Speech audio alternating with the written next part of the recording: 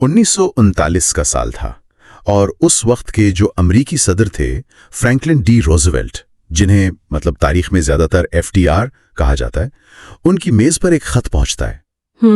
बहुत मशहूर खत है वो। बिल्कुल। और दिलचस्प बात यह है कि इस खत को लिखने वाले ने खुद कोई बम नहीं बनाया था, लेकिन उस कागज के एक छोटे से टुकड़े पर लिखे गए चंद अल्फाज ने पूरी दुनिया को यानी एक ऐसे रास्ते पर डाल दिया जहां से इंसानियत की तबाही का खतरा हमेशा के लिए पैदा हो गया। जी हाँ, और आप यकीनन एल्बर्ट आइंस्टाइन के उस खत की बात कर रहे हैं ना? जी बिल्कुल, उसी खत की जिसने सदर रोजवेल्ट को न्यूक्लियर फिशन यानी जौहरी फिशन की उस हौलनाक ताकत के बारे में खबरदार किया था। और इसी बात से हम आज के इस तफसीली जायजे का आगाज कर रहे हैं, जो कि YouTube channel law and jobs academy की एक खुसूसी पेशकश है। बिल्कुल, और आज का हमारा मकसद भी यही है कि हम मुख्तलिफ ज़राए और मालूमात का गहराई से जायजा लें। सही। और आज हम बज़ाहिर बिखरे हुए हक़ाइक़ को, मतलब जैसे आलमी जंगों के साए, रोहिंग्या का अलमिया या फिर काफका का अदब और जियोमेट्री के उसूल, इन सब को जोड़कर एक ऐसी तस्वीर बनाएंगे जो वाकई दुनिया को देखने का जाविया बदल देगी। तो शुरुआत इसी खत से करते हैं। ये कितनी बड़ी गलतफहमी है कि ज्यादातर लोग समझते हैं कि एटम बॉम्ब आइंस्टाइन ने बनाया था। अरे बिल्कुल, ये मतलब तारीख की उन बड़ी गलतफहमियों में से एक है जो बस सीना बसीना चलती आ रही हैं। हकीकत तो ये है कि आइंस्टाइन का किरदार सिर्फ इस नजरिए और उस खत तक ही महदूद था। तो फिर असल में ये तबाहकुन हथियार बनाया किसने था? जिस शख्स ने दरअसल इस साइंसी नजरिए को एक हथियार की शक्ल दी, वो जे रॉबर्ट ओपेनहाइमर थे। 1945 में जब वो मैनहट्टन प्रोजेक्ट शुरू हुआ था ना, तो ओपेनहाइमर इसके साइंसी डायरेक्टर थे। अच्छा, यानी आइंस्टाइन ने सिर्फ एक वार्निंग दी थी? जी हाँ, बिल्कुल। आइंस्टाइन का काम सिर्फ एक इंतबाह था, लेकिन ओपेनहाइमर ने मतलब इस इंतबाह को एक तल्ख हकीकत में बदल दिया। और जब वो पहला तजर्बा हुआ तो इंसानियत को फौरन ये अंदाजा हो गया कि हमने एक ऐसा जिन बोतल से निकाल लिया है जो पूरी दुनिया को राख कर सकता है। ओह वाह, वाकई। और जब इंसान को अपनी ही बनाई हुई चीज से इस कदर डर लगने लगे ना, तो वो फिर उसूल बनाता है। मेरा ख्याल है कि इसी खौफ के नतीजे में NPT मतलब न्यूक्लियर नॉन प्रोलिफरेशन ट्रीटी वजूद में आई। बिल्कुल सही कहा आपने। NPT का मकसद बहुत सीधा सा था कि जौहरी हथियारों के फैलाव को रोका जाए और जो जौहरी तवानाई है उसे सिर्फ पुरअमन मकासद यानी बिजली वगैरह बनाने के लिए इस्तेमाल किया जाए। सही।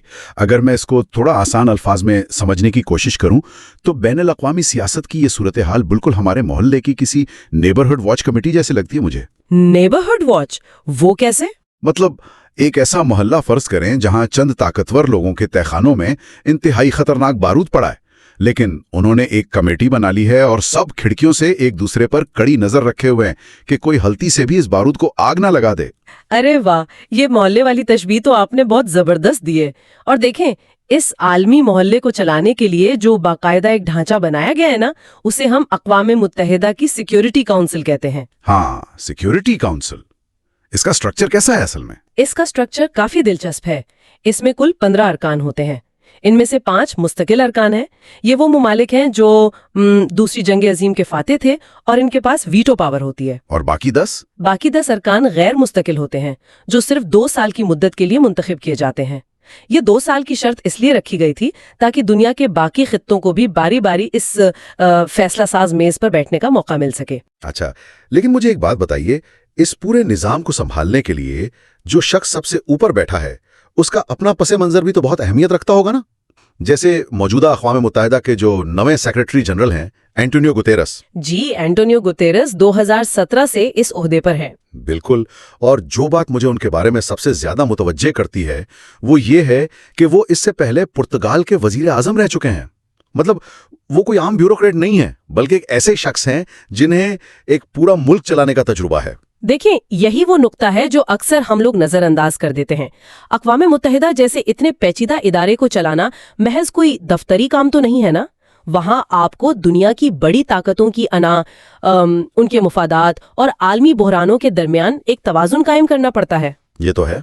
एक साबिक वजीर आजम होने की हैसियत से मैं समझती हूँ कि एंटोनियो गुतेरस बखूबी जानते हैं कि जब ममालिक बंद कमरों में मुज़ाकरात करते हैं तो उनके असल मकासद क्या होते हैं। बिल्कुल, लेकिन यहाँ मुझे थोड़ा सा एक इख्तिलाफ है, या यूं कह ले कि एक सवाल मेरे जहन में उलझ रहा है। ہم کہتے ہیں کہ NPT اور اقوام متحدہ کی وجہ سے دنیا تیسری عالمی جنگ سے تو بچ گئی، مطلب بڑی طاقتیں براہ راست نہیں ٹکرائیں۔ صحیح۔ لیکن کیا واقعی ہم نے مکمل امن قائم کر لیا ہے؟ اگر ہم آج کی دنیا کو دیکھیں تو ایسا لگتا ہے کہ ہم نے ایٹم بم کے خوف سے براہ راست جنگیں تو روک لی، لیکن ان جنگوں کا رخ کسی اور طرف موڑ دیا ہے۔ تو کیا یہ جو نام نہاد امن ہے یہ ایک دھوکہ نہیں ہے؟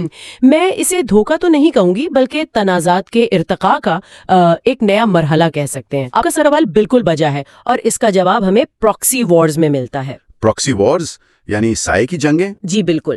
جب بڑی طاقتوں کو یہ معلوم ہو گیا کہ براہ راست لڑنے کا مطلب تو دونوں کا مکمل خاتمہ ہے، تو انہوں نے پس پردہ جنگیں لڑنا شروع کر دیں۔ پراکسی وار ایک ایسا طریقہ ہے جہاں دو بڑی طاقتیں براہ راست میدان میں تو نہیں آتی، بلکہ وہ کسی تیسرے ملک میں لڑنے والے گروہوں کو اسلحہ اور پیسہ فراہم کرتی ہیں۔ جیسے سوویت افغان جنگ یا شام کی خانہ جنگی کی مثال لے لیں۔ بالکل، بڑی طاقتیں ان جنگوں کو اپنا دائرہ اثر بڑھانے کے لیے استعمال کرتی ہیں، اور مزے کی بات یہ ہے کہ ایسا کر کے وہ تکنیکی طور پر NPT یا بین الاقوامی قوانین کی کھلم کھلا خلاف ورزی بھی نہیں کرتی۔ یعنی پراکسی وارز دراصل بین الاقوامی قانونوں کی ایک بہت بڑی خامی یا مطلب ایک لوپ ہول بن چکی ہیں، اور جب جنگیں اس طرح پس پردہ لڑی جائیں تو پھر فوج سے زیادہ اہمیت جاسوسوں کی ہو جاتی ہوگی۔ بالکل صحیح سمجھے آپ۔ ملٹری کمانڈ اور انٹیلیجنس کا فرق یہاں بہت اہم ہو جاتا ہے۔ مثال کے طور پر سینٹ کام جو کہ US سینٹرل کمانڈ ہے، وہ ایک باقاعدہ ملٹری کمانڈ ہے۔ ان کا کام میدان جنگ میں فوج کو کنٹرول کرنا ہے۔ اور انٹیلیجنس ایجنسیاں؟ دوسری طرف ہمارے پاس انٹیلیجنس ایجنسیاں ہیں، جیسے امریکہ کی CIA، روس کی FSB یا اسرائیل کی موساد۔ ان خفیہ ایجنسیوں کا کام بندوق چلانا نہیں ہوتا، بلکہ معلومات چرانا اور مخالف کے ذہن کو پڑھنا ہوتا ہے۔ تو اگر فوج ایک طاقتور ہاتھ ہے تو یہ ایجنسیاں وہ آنکھیں اور دماغ ہیں جو اس ہاتھ کو بتاتے ہیں کہ وار کہاں کرنا ہے نا؟ بہترین مثال دی۔ جدید تنازعات میں یہ دونوں ادارے مل کر کام کرتے ہیں، اور اس تال میل کی ایک بہت واضح تاریخی مثال 2 مئی 2011 کو سامنے آئی تھی، جب اسامہ بن لادن کو پاکستان کے شہر ایبٹ آباد میں ہلاک کیا گیا تھا۔ وہ واقعہ واقعی جدید تاریخ کا ایک بہت اہم موڑ تھا۔ برسوں تک خفیہ ایجنسیاں، خاص طور پر CIA، معلومات کے چھوٹے چھوٹے ٹکڑے جمع کرتی رہیں، اور پھر جب تصویر مکمل ہوئی تو ایک ملٹری آپریشن کے ذریعے کارروائی کر دی گئی۔ بالکل ایسا ہی ہوا۔ اس سے ایک بات تو ثابت ہوتی ہے کہ اب ملکوں کی سرحدیں وہ پرانی دیواریں نہیں رہیں جنہیں عبور کرنا ناممکن ہو۔ جنگیں اب بارڈرز پر نہیں بلکہ ملکوں کے اندر تک لڑی جاتی ہیں۔ اور جغرافیہ اور سرحدوں کی یہی تو سب سے بڑی الجھن ہے آج کل۔ جغرافیہ صرف زمین کا نقشہ نہیں ہوتا، یہ طاقت کا ایک کھیل ہے۔ جب ہم سرحدوں کی بات کرتے ہیں تو دارالحکومتوں کی اہمیت بہت بڑھ جاتی ہے۔ وہ کیسے؟ جیسے آج کل کے تنازعات کو سمجھنے کے لیے آپ کو معلوم ہونا چاہیے کہ کیف یوکرین کا دارالحکومت ہے، جبکہ کازان روس کا ایک اہم شہر ہے۔ اور وہ کرائمیا والا مسئلہ؟ ہاں، کرائمیا ایک جزیرہ نما میں جس کی تصویراتی اہمیت مطلب اسٹریٹجک اہمیت بہت زیادہ ہے، اور ڈونیشک مشرقی یوکرین کا وہ شہر ہے جو آج کل پراکسی جنگ کا مرکز بنا ہوا ہے۔ یہ صرف نام نہیں ہے بلکہ جغرافیائی شطرنج کے وہ مہرے ہیں جن پر عالمی طاقتیں آپس میں الجھ رہی ہیں۔ اور دیکھیں نا، سرحدیں صرف جنگوں سے ہی نہیں بدلتی، بعض اوقات ایک دستخط، ایک کاغذ کا ٹکڑا یا ایک ووٹ پورے خطے کی پہچان بدل دیتا ہے۔ جیسے بریگزٹ کو دیکھ لیں۔ بالکل، بریگزٹ ایک بہت بڑی مثال ہے۔ 31 جنوری 2020 کو رات 11 بجے جب برطانیہ باضابطہ طور پر یورپین یونین سے الگ ہوا تو وہاں کوئی گولی نہیں چلی، کوئی فوج داخل نہیں ہوئی، لیکن ایک پورے بر اعظم کی معاشی اور سیاسی سرحدیں ہمیشہ کے لیے دوبارہ کھینچ دی گئی۔ جی، اور جب ہم سیاسی نظام اور ان کی پہچان کی بات کرتے ہیں تو یہ دیکھنا بھی بہت دلچسپ ہے کہ مختلف ممالک اپنی شناخت کو کیسے برقرار رکھتے ہیں۔ جیسے ناروے کی مثال لے لیں۔ ناروے میں تو بادشاہت ہے شاید۔ جی، لیکن وہ ایک آئینی بادشاہت ہے، یعنی کانسٹیٹیوشنل مونارکی۔ اس کا مطلب یہ ہے کہ وہاں ایک بادشاہ موجود ہے، جیسے آج کل کنگ ہیرولڈ پنجم ان کی ریاست کے سربراہ ہیں، لیکن ان کے پاس مطلق العنان طاقت نہیں ہے۔ اچھا، تو اصل طاقت کس کے پاس ہے؟ طاقت دراصل ایک باقاعدہ پارلیمانی نظام اور آئین کے پاس ہے۔ یہ ایک ایسا نظام ہے جہاں پرانی تاریخ اور جدید جمہوریت دونوں ساتھ ساتھ چلتے ہیں۔ زبردست۔ مطلب ایک طرف تو ناروے جیسی ریاستیں ہیں جو اپنے شہریوں کو اتنا منظم اور محفوظ نظام دیتی ہیں، لیکن دوسری طرف جب ہم اسی جغرافی کے تاریخ پہلو کی طرف دیکھتے ہیں تو سچی بات ہے دل دہل جاتا ہے۔ آپ کا اشارہ یقیناً روہنگیا بحران کی طرف ہے۔ بالکل، मैं सोच रहा था कि ये कितना खौफनाक तस्वुर है कि आप जिस जमीन पर पैदा हुए, जहां आपके आबाओ अजदाद दफन हैं, वहां की हुकूमत अचानक कह दे कि आप इस मुल्क की शहरी नहीं हैं। म्यांमार की हुकूमत ने रोहिंग्या, जो कि एक नस्ली अकलियत हैं, उन्हें शहरियत देने से ही इनकार कर दिया है। और वो स्टेटलेस हो गए हैं। उनके पास कोई कागज का टुकड़ा नहीं जो ये साबित कर सके कि उनका कोई कानूनी वजूद भी है। यही तो ये जदीद दौर का कितना भयानक इंसानी अलमिया है। उन लोगों को बमों से नहीं मारा जा रहा है, बल्कि उन्हें बस ब्यूरोक्रेसी और रियासती कवानीन के जरिए ही मिटाया जा रहा है। और जब रियासतें अपने ही इंसानों को इस तरह तनहा छोड़ देती हैं ना, तो फिर बैनुल अक़वामी इंसानी हमदर्दी के इदारे आगे आते हैं, जैसे रेड क्रॉस या ICRC, जिसका हेडक्वार्टर जिनीवा में है। जी बिल्कुल, जिनीवा स्विट्जरलैंड में। और ये जिनीवा का इंतखाब कोई इत्तेफाक नहीं है। स्विट्जरलैंड की गैर जानिबदारी की तो एक लंबी तारीख है। ये हेडक्वार्टर वियना, ज्यूरिख या वॉडूज में नहीं बनाया गया, बल्कि जानबूझकर जिनीवा में रखा गया ताकि दुनिया के इन तमाम सियासी तनाज़ात से दूर रहकर खालिसतन इंसानी बुनियादों पर काम किया जा सके। जब आपने ब्यूरोक्रेसी और कागजों के जरिए इंसानों को मिटाने की बात की ना, तो मेरे जहन में फौरन अदब का ख्याल आया। ये बिल्कुल वैसी ही सूरत हाल है जिसका जिक्र 20वीं सदी के मशहूर जर्मन जुबान के नावल निगार फ्रांस काफ्का ने अपनी तहरीरों में किया था। हाँ, काफ्का की तहरीरें, जी बिल्कुल। उनकी तख्लीकात, खासतौर पे द मेटामॉर्फोसिस और द ट्रायल, इसी खौफनाक रियासती और कानूनी ब्यूरोक्रेसी की अक्कासी करती हैं। द ट्रायल में जिस तरह एक आम इंसान को एक ऐसे जुर्म की सजा दी जाती है जो मतलब उसे खुद भी मालूम नहीं होता, और वो एक अंधे कानूनी निज़ाम के सामने बेबस हो जाता है, ये तो बिल्कुल रोहिंग्या मुसलमानों जैसी बेबसी लगती है मुझे। बिल्कुल सही कहा आपने। अदब दरअसल हमें वो महसूस करवाता है जो खबरें कभी नहीं करवा सकती। अदब तारीख और इंसानी नफ्सियात का सबसे बड़ा मुहाफिज है। वाकई चार्ल्स डिकेंस का novel A Tale of Two Cities, जो 1961 में लिखा गया था, उसकी एक और बेहतरीन मिसाल है। ये नॉवल फ्रांसीसी इनकलाब के पस मंजर में है, लेकिन दरअसल ये हमें बताता है कि जब मुआशरे में नाइंसाफी हद से बढ़ जाए तो समाजी ढांचे कैसे जमीन बोस हो जाते हैं। और सियासत के इन तमाम पेचीदा जालों को समझने के लिए आजकल साइंटिस्ट भी अपना किरदार अदा कर रहे हैं। जैसे नोम चोम्स्की की मिसाल ले लें। जी, नोम चोम्स्की वो सिर्फ एक नामवर अमरीकी माहिर लिसानियात और सियासी कारकुन ही नहीं, बल्कि एक कॉग्निटिव साइंटिस्ट भी हैं। अब एक आम सुनने वाले के जहन में शायद आएगा कि माहिर लिसानियात का सियासत से क्या ताल्लुक? हाँ, ये सवाल तो उठता है। ताल्लुक दरअसल ये है कि चोम्स्की ये मुताला करते हैं कि हमारा दिमाग जबान और अल्फाज को कैसे प्रोसेस करता है। सियासतदान जो अल्फाज चुनते हैं वो महज इत्तेफाक नहीं होता, बल्कि वो हमारे जहनों को कंट्रोल करने का एक साइंसी तरीका होता है। चोम्स्की हमें इसी मैनिपुलेशन से आगाह करते हैं। ये बहुत गहरी बात है, लेकिन देखें, जबान और ब्यूरोक्रेसी के इस उलझे हुए निजाम से अगर कोई चीज इंसान को वाकई सुकून देती है ना, तो मेरी नजर में वो खेल का मैदान है। खेल? वो कैसे? खेल सिर्फ तफरी नहीं है, बल्कि ये वो वाहिद जगह है जहां पूरी दुनिया, चाहे उनके सियासी इख्तिलाफात कितने ही शदीद क्यों ना हो, यकसा असूलों पर मुत्तफिक हो जाती है। ब्राजील के अजीम फुटबॉलर पेले की मिसाल ले लें। पेले, अजीम तरीन फुटबॉलर। बिल्कुल, फुटबॉल ग्राउंड में काले, गोरे, अमीर या गरीब की कोई तफरीक नहीं थी। वहां सिर्फ एक चीज बोलती थी, और वो था उनका टैलेंट। खेलों के उसूलों की बात निकली है तो मेरे पास एक बहुत ही हैरानकुन हकीकत है जो मैं शेयर करना चाहूंगा। 400 मीटर की जो हर्डल रेस होती है ना, उसमें एक अटल उसूल है कि पहली रुकावट हमेशा स्टार्ट लाइन से ठीक 45 मीटर के फासले पर होगी। अच्छा, पूरे 45 मीटर? जी, आप दुनिया के किसी भी स्टेडियम में चले जाएं, ये फासला ना 1 इंच कम होगा और ना ज्यादा। और इसी तरह अगर हम इंसानी जज्बे की बात करें तो 2020 के टोक्यो पैरालंपिक्स में 539 मेडल इवेंट शामिल थे। मतलब ये वो लोग हैं जिन्हें कुदरत ने कोई जिस्मानी माजूरी दी, लेकिन इन्होंने इन आलमी कवायद के अंदर रहते हुए अपनी सलाहियतों का लोहा मनवाया। जरा इस बात की गहराई पर गौर करें। हम इंसान जोग्राफियाई सरहदों पर लड़ते हैं, एक दूसरे की जानें लेते हैं, लेकिन 400 मीटर की रेस में पहली रुकावट 45 मीटर पर रखने पर हमारा मुकम्मल आलमी इत्तेफाक है। ये तो है। ये जाहिर करता है कि जब इंसान चाहे तो वो मुकम्मल हम आहंगी और इंसाफ पर मबनी असूल तय कर सकता है।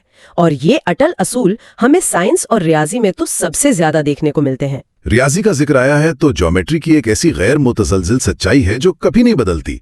मुतवाजी लकीरें यानी पैरेलल लाइंस, उनकी खासियत यह है कि वो हमेशा एक दूसरे से हम फासला रहती हैं। बिल्कुल इक्विडिस्टेंट। और अगर इनके दरमियान से कोई काते खत, जिसे ट्रांसवर्सल कहते हैं, वो गुजरे, यानी एक ऐसी तीसरी लकीर जो इन दोनों को काटती हुई गुजर रही हो, تو ان متوازی لکیروں کے درمیان کا جو عمودی فاصلہ ہے وہ ہمیشہ یکساں رہتا ہے، وہ کبھی ایک دوسرے کے قریب نہیں آتی۔ جی، ریاضی کا یہ اصول کائنات کا ایک ابدی سچ ہے۔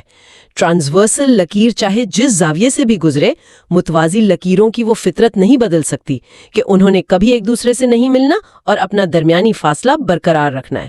پتہ ہے، جیومیٹری کے اس اصول کو دیکھ کر مجھے اچانک عالمی سفارتکاری کی یاد آ رہی ہے۔ سفارتکاری وہ کیسے جڑتی ہے اس سے؟ ایسا لگتا ہے جیسے دنیا کے بڑے ممالک اور ان کے مذاکرات بھی ان متوازی لکیروں کی طرح ہی ہیں۔ وہ سالوں تک ایک دوسرے کے ساتھ ساتھ چلتے ہیں، بڑی بڑی کانفرنسیں ہوتی ہیں، اور جو عالمی معاہدے ہیں وہ ان کے درمیان سے ان قاطع خطوط یعنی ٹرانسورسلز کی طرح گزرتے ہیں، لیکن بنیادی سطح پر وہ کبھی ایک دوسرے سے نہیں ملتے۔ ان کے مفادات کا جو درمیانی فاصلہ ہے نا، وہ ہمیشہ یکساں اور اٹل رہتا ہے۔ ہاں، یہ ایک بہت ہی شاندار اور گہری تشبیہ دی ہے آپ نے، اور شاید یہی وجہ ہے کہ اقوام متحدہ اور NPT جیسے ادارے جن کا ذکر ہم نے بالکل آغاز میں کیا تھا، وہ ان متوازی لکیروں کو ملانے کی کوشش ہی نہیں کرتے، کیونکہ وہ جانتے ہیں کہ یہ ناممکن ہے۔ بالکل۔ ان اداروں کا کام صرف یہ ہے کہ یہ یقینی بنائیں کہ یہ لکیریں آپس میں ٹکرا کر تباہی نہ مچا دیں۔ سفارتکاری کا مقصد فاصلہ ختم کرنا نہیں ہوتا، بلکہ اس فاصلے کے باوجود پس نظام کو چلانا ہوتا ہے۔ تو آج کی اس گفتگو کو اگر ہم سمیٹیں تو یہ واقعی کتنا حیران کن سفر تھا۔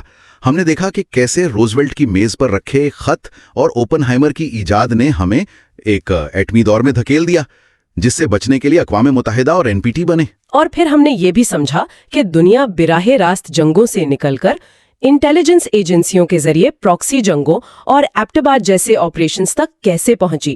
جی بالکل، ہم نے کیف اور ناروے کے جغرافیائی اور سیاسی حقائق دیکھے، اور پھر کافکا کی بیوروکریسی سے لے کر روہنگیا کی بے بسی کو محسوس کیا، اور آخر میں چومسکی، ڈکنز اور کھیلوں کے ان اٹل قواعد سے ہوتے ہوئے جیومیٹری کی متوازی لکیروں تک آئے۔ اور اس پوری تصویر میں جو رنگ مجھے سب سے زیادہ نمایاں لگا وہ انسانی بقا اور طاقت کی کشمکش کا رنگ ہے۔ یہ بظاہر الگ لگنے والے حقائق دراصل ایک ہی کہانی کے مختلف باب ہیں، اور وہ کہانی ہمارے عالمی نظام کی ہے۔ بالکل، اور یہ علمی سفر ہم تک پہنچانے کے لیے ایک بار پھر YouTube channel law and jobs academy کا بہت شکریہ، جن کی خصوصی پیشکش نے آج کے اس تفصیلی جائزے کو ممکن بنایا۔ لیکن دیکھیں، جانے سے پہلے اس ساری گفتگو کو سننے کے بعد میں سب کے لیے ایک حتمی اور بڑا فکر انگیز سوال چھوڑنا چاہتا ہوں۔ جی ضرور۔ ایک ایسا سوال جس پر ہر کسی کو ضرور غور کرنا چاہیے۔ دیکھیں، ہم انسانوں نے کھیل کے میدان میں پہلی رکاوٹ کو ٹھیک 45 میٹر پر رکھنے کے لیے تو عالمی اتفاق قائم کر لیا ہے۔ ہم نے متوازی لکیروں کے درمیانی فاصلے جیسے پیچیدہ ریاضیاتی اصولوں کو بھی پوری دنیا میں یکساں مان لیا ہے۔ بالکل ایسا ہی ہے۔ تو پھر ایسا کیوں ہے کہ روہنگیا جیسے بنیادی انسانی حقوق اور ایک انسان کو محض زندہ رہنے کا حق دینے کے معاملے پر پوری دنیا آج بھی کسی ایک نقطے پر کیوں نہیں پہنچ سکی؟ کیا واقعی ہماری سائنسی اور ریاضیاتی ترقی ہماری اخلاقی اور انسانی ترقی سے بہت آگے نکل چکی ہے؟ سوچئے گا۔